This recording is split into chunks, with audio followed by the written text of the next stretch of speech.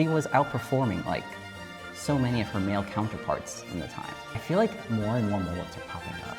I swear. Tanner, So, that is here's- like, I that's know. the most Look, important thing out of this. He was so much older than her. Well, she had a daddy thing, you know?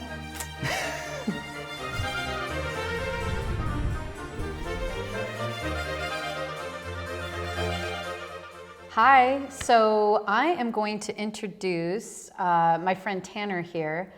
Tanner actually works here at Milan Art, and he is a content creator. He films all kinds of things.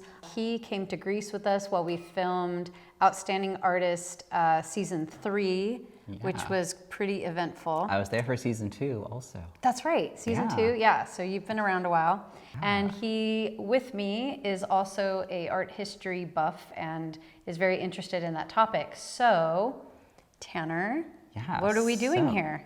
Well, what we're doing here is we're going to learn about an artist from the past and maybe in the process learn something about ourselves. All right. Maybe. Let's get into it. So you know there's that like artist myth, one of the many, that artists are never appreciated in their time, and it's not until like after they die that they become famous or whatever. Well, we're going to look at an artist that is basically the exact opposite of that. This is an artist that was like super popular in their time, very successful, but as soon as she died, it's like no one knows who she is. Wow, I wonder if I even know who she is. Well, let's see. I probably don't, you know. Honestly, no. I'm a victim of, you know, public education and who they think is famous. Yeah. Well, the artist we're talking about is Angelica Kauffman. I think I've heard of her, but I'm not super familiar at all. Yeah, she is one of the founding members of the Royal Academy in London, and a woman in the 1700s, a super successful artist. Why doesn't anyone know this? Like, she was outperforming like so many of her male counterparts in the time. So let's learn about our girl, Angelica Kauffman here.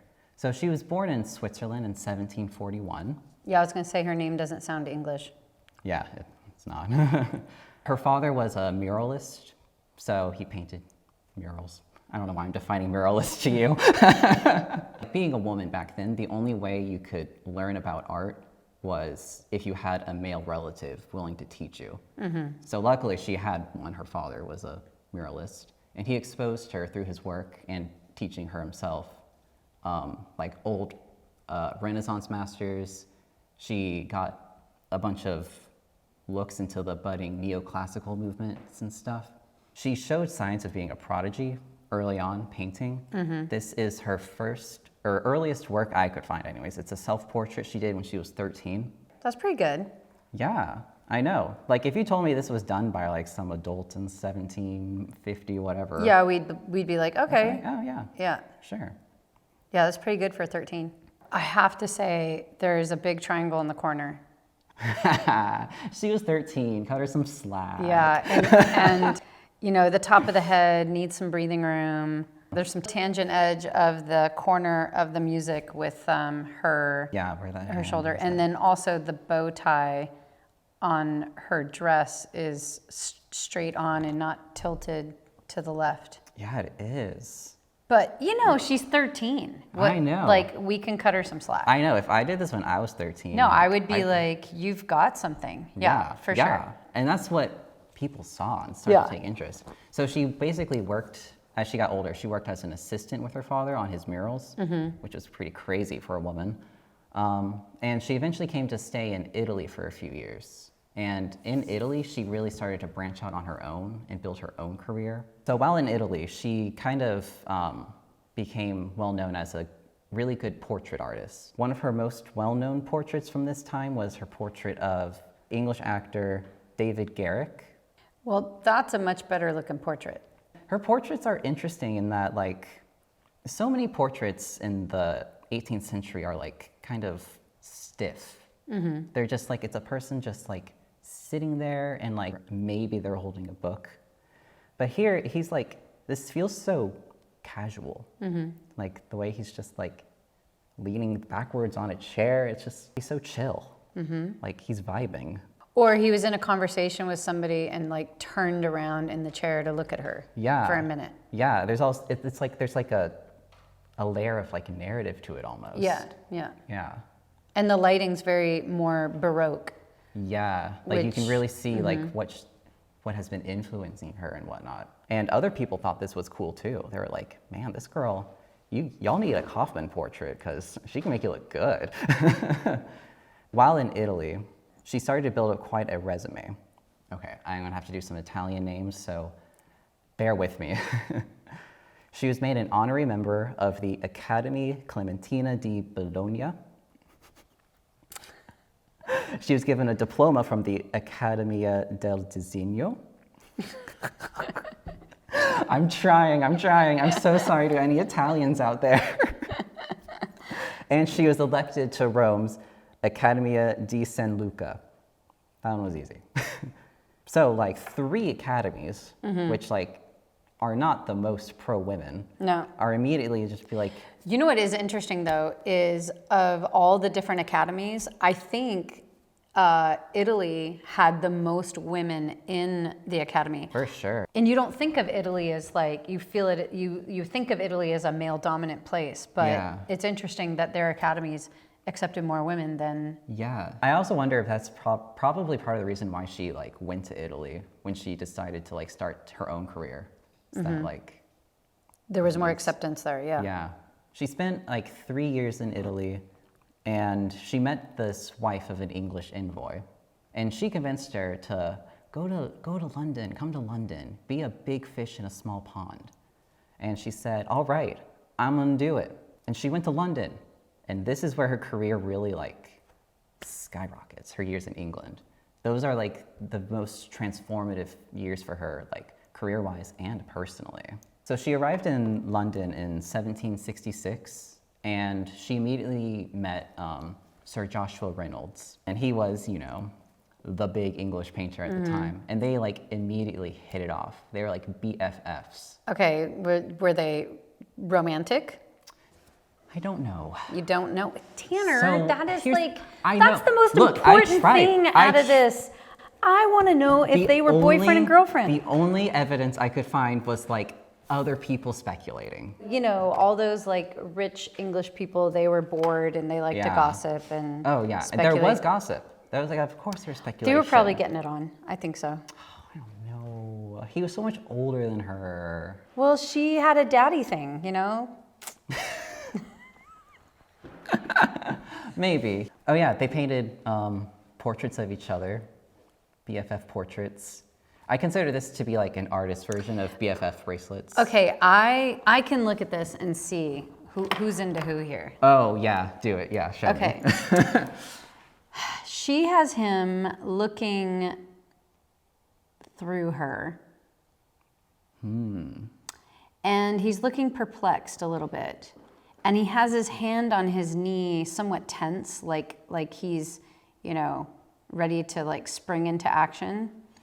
He kind of has bedroom eyes a little bit A going. little bit, yeah. And the, you know, glaring, you know, statue in the background with the shadow over the face is like God going, what are you doing, man? Like Ooh, judging, you know, yeah. like better watch it. She's pretty young. And I like though how she balanced like the light, like everything that's light and value to make like this framing in this circle. It's Yeah, pretty good. it's really nice. I actually think her portrait's in some ways better than his. Oh, me too. Yeah. I 100% think And that. then he is like in his portrait of her, like practically undressing her because she has she's so overexposed here Yeah. that you can hardly see that she's wearing anything. Yeah, You like know what we I almost mean? got a full shoulder in there. Yeah. That's pretty scandalous. Yeah, and she's looking at him pretty coy, like, you know. Yeah, she's like, I'm not actually reading this. Yeah, right. So, but his also looks kind of half-assed, like she put him up to it, like, come on, do my portrait. And he was Oh like, my all God, right. totally. Yeah, whereas look at how much time and effort she put into her portrait. Yeah, like so I would she- say by this, she's more into him than he is into her because his portrait of her is pretty like unfinished. Like he didn't finish it. Yeah, is it what looks like it needs more work. Yeah, so that's But my yeah, guess. she was. You can tell she was staring at him for a while. Yeah, and she put like, she's trying to impress him. Yeah. But I see a really bad tangent edge that I just don't like. Oh my gosh. But, I mean, you know, people can look at my artwork and see the same stuff, so Yeah. we all do it. No one is immune to tangent Nobody edges. is immune to, yeah, exactly. So meeting Joshua Reynolds and befriending him in whatever way they were friends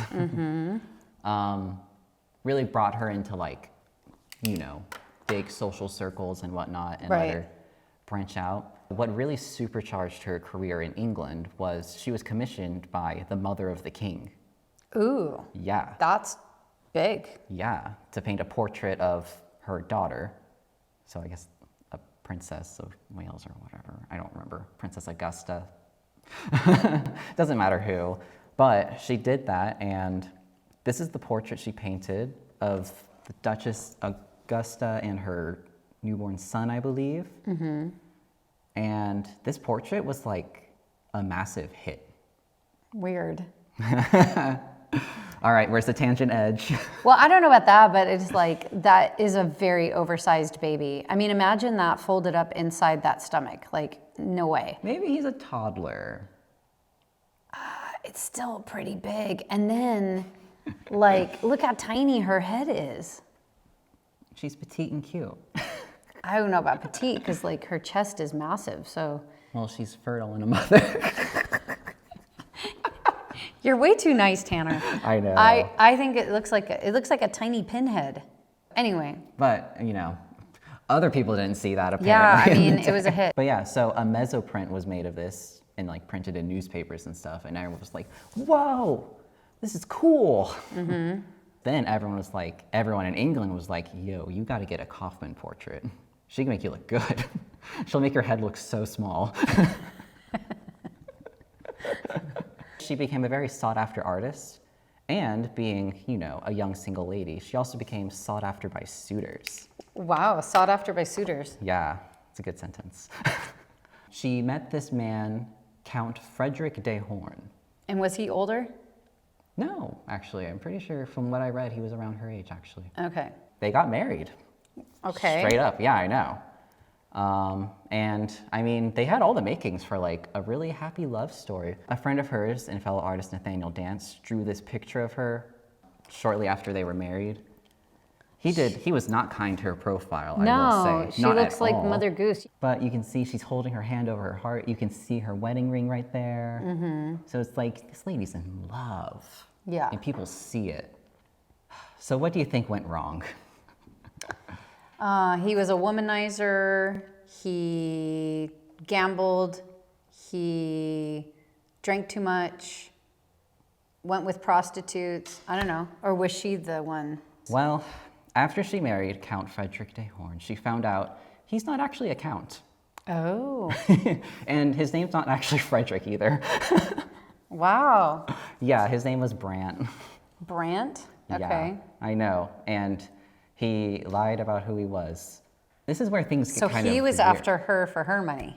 Yeah, or like a way to stay in English. Because he said, like, yeah, I'm the son of some obscure Swedish count.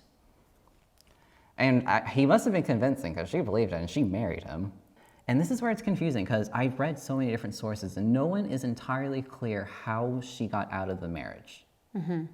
They think she might have called in favors with like people she knew. Yeah, like the king's mother. Yeah, to like get it annulled. But even that, like that's dodgy on like the king's part because like if they help her annul a marriage, it's like you're kind of ruining the sanctity of marriage. And you think back like... They did a lot of dicey things back then. Yeah, I know. So regardless, they separated the following year and she never saw him again. Okay, So that was that. that was that. But it's kind of hard to remarry after that too. Right. So she's kind of forced into a bachelorette lifestyle. At least she had her good friend Reynolds, I guess, Right, on the side. on the side. While her personal life was in shambles, her professional life was on the rise. After this, Reynolds came to her and was like, you know what we need to do? We need to make London's own Royal Academy for art. And she was like, sure. So her and a bunch of other artists petitioned King George III and said, we need a Royal Academy in England. And he said, okay. So her and some other artists founded the Royal Academy. And her and one other woman were the only 2 female members. I know, there was two Wow. women. Wow. And you wanna know something crazy? After them, there would not be another woman in the Academy until 1936. 1936, yeah. So like almost 200 years until they let another woman in. Why? You let 2 women found it. Right. So this is a painting by Johann Joseph Zoffany that depicts all the founding members studying a male nude model. And this painting, like, I think perfectly symbolizes what it's like being a female member. Because they're in there. They're in the painting. Where are they? Are they serving tea? No. Are they dressed as men? Nope. Are they statues? No, they're those 2 paintings. Oh gosh. That's terrible. I know. Well, maybe they weren't allowed to be there with a male model. That's the thing. Yeah. So like they're there. Yeah, of course they're members. They're present. It's Yeah, but they didn't want to be scandalous and show evidence that they actually saw men nude in the. Yeah. But they could have chosen something else, like a know. clothed person, They could have, or but right. they didn't. Yeah. And that's kind of because like being a female member of the Academy, like they were allowed to go to like most meetings, but like the members would have like special dinners and be like, oh, sorry ladies, this is a men's only thing. It was like, sexism aside, she's at the top of her career at this point, and she does a lot of portrait commissions and portrait family commissions. This is one of her famous ones. This is her portrait of the family of the Earl Gower. And looking at it, it reads more like a neoclassical history painting than a portrait, you know? Everyone's doing something. There's so much movement happening. It's They're not, all looking at different places. yeah. There's like almost like a storytelling element to it. And this kind of stuff is what Kauffman really wanted to do. She, at her heart, was a history painter. She wanted to depict scenes from history and mythology and tell those hardcore narratives and stuff. And you can clearly see that in her work. And like, this is a portrait commission and she's doing it even in their dress. Like, they're not wearing like clearly 18th century clothing. Like, it's like, you can see she combining them with like elements of like classical, ancient Greek Right. and Roman clothing. With their British haircuts. Yeah, I know. It's kind of, look at those mullets, man. Yeah. Ugh. Can't believe mullets are coming back. What do you mean mullets are coming back? They've been back. I know. But They're coming back again? I feel like more and more mullets are popping up. I swear. They were bad the first and second time. I know. Even here, they were bad. Yeah. Why does this keep happening? I don't know. History repeats itself. I know, in the worst ways. Yeah. History painting was like very weird for a woman to do. Like, being a woman artist is already kind of like, oh, that's weird. But being a woman history painter, like, that's like really weird. Like, the other woman that founded in the Academy, Mary Moser, she was like your typical English lady painter. Like, she painted Pretty pictures. flowers, pictures. Maybe she'll do a portrait every now and then. But Kauffman was like, I want to tell stories. I want to make the paintings that say something, you know? So this is depicting Cleopatra mourning Mark Antony. And she approaches her history paintings very differently than most of her male counterparts did. Because most male painters depict like Cleopatra, Mark Antony. They usually either do something like from like the sexy moments or like Cleopatra actually like dying. But this is like a more softer, intimate approach to it. Like Cleopatra mourning Mark Antony. And the woman is like the center of attention, not in like being victimized or sexual way. It's like a sad, somber moment. But unfortunately, most patrons in England were more interested in, I want my portrait done. Right. So after 15 years in England, she decided, she was like, I can only go so far in my career here. It's time to go back to Italy, where history painting was like the thing. She went back to Italy, she went to Rome and established her studio there. And it quickly became like a tourist destination, basically. Like, people all around Europe would be like, okay, if you're in Rome, make sure you stop by Kauffman's studio, because like, it's cool. Like, she had a full-blown like operation. She had studio assistants and apprentices helping her. so cool. Like she was running a business. Yeah, she was very entrepreneurial. Yeah. That's what I think is so interesting. I always, when I look at art history, I imagine those people, what would they do if social media existed? Yeah. Like, can you imagine? She would have used it, and she would have really, and there would have been all this like intrigue and gossip about like who is she with, or yeah, Kauffman scene with Joshua Reynolds. yeah, like, yeah, and oh no, look, the poor lady with her husband, and he was a big liar, and you know, so it's so interesting how today artists have social media that amplifies like their life and what they're doing. Yeah. Because we're always so interested in what artists do in their Yeah. life. Who do they know? Who do they meet? Because you'll see a lot of artists kind of go against the grain and challenge status quo, are, you know, revolutionaries Yeah. in their own way. And that stuff I always try to think about for myself is there something that I am here on this earth to sort of break down and rebuild?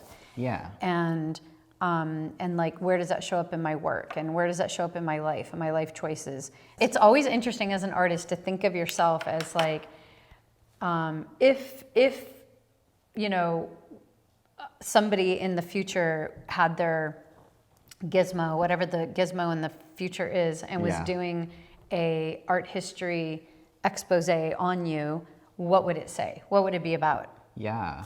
I feel like that's an interesting way to like live your life too. You should be like, okay, what's the art historian going to say about me in the future? Yeah, like how am Like- I leaving my mark? Yeah.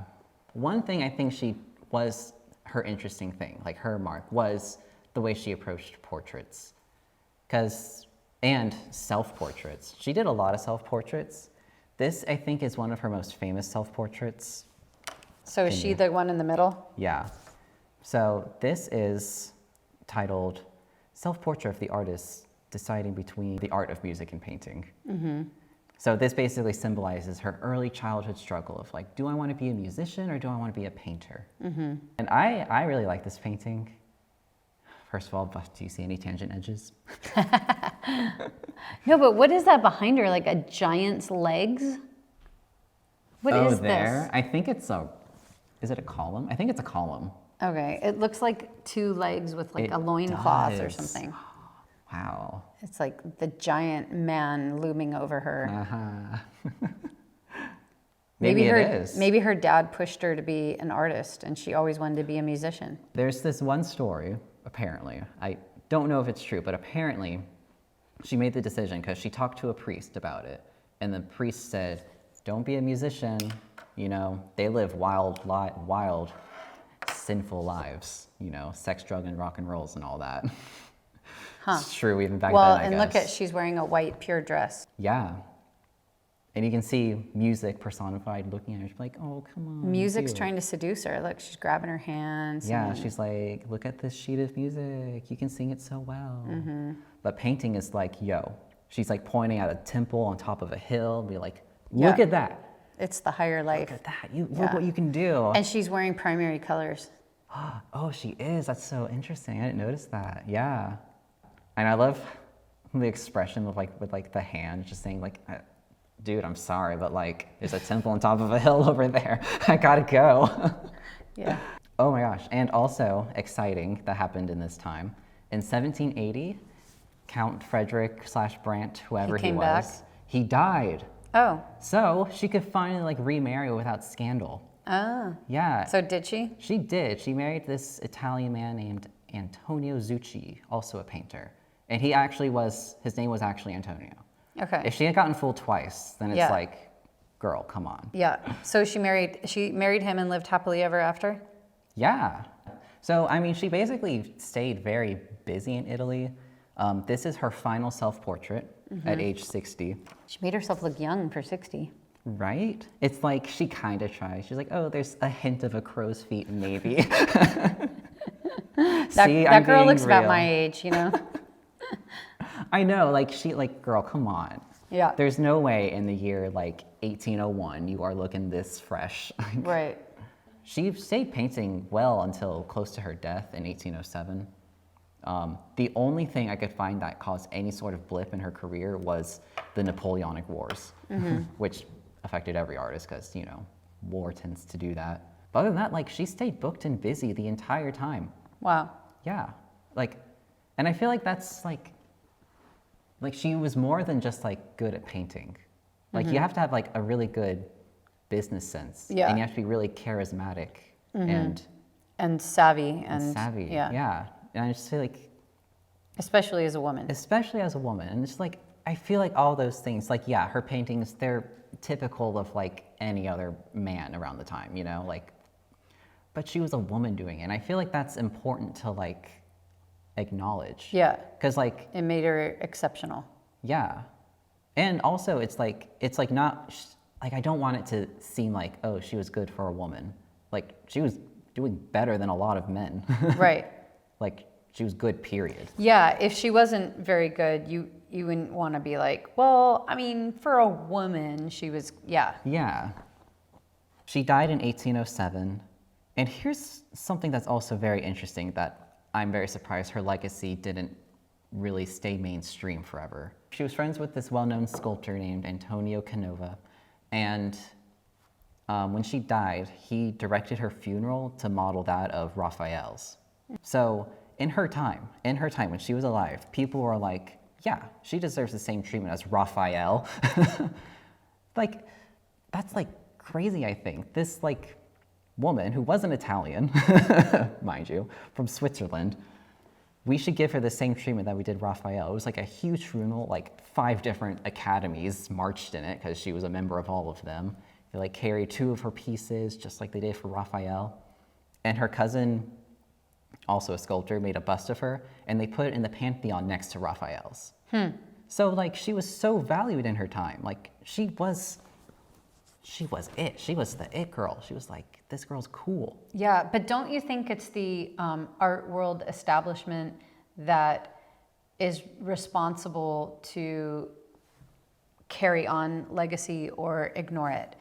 And if that is very male dominant and and agendized, you know, like they Yeah. have an agenda that they're trying to carry out, and she doesn't fit into the paradigm of that agenda, Yeah. then that's why we don't know about all these female artists Yeah. that actually in their own day, and there's probably male artists too who didn't represent what the establishment wanted to represent or what the propaganda was of the day. If you're in jive with the propaganda, then you'll be, you know, acclaimed, and your Yeah. legacy can live. If you go against the propaganda, then, you know, except for in the 20th century, you see people like Goya or Picasso that went against the propaganda and like spoke out politically Yeah. against what was happening and the atrocities that were going on through the governments and the establishment.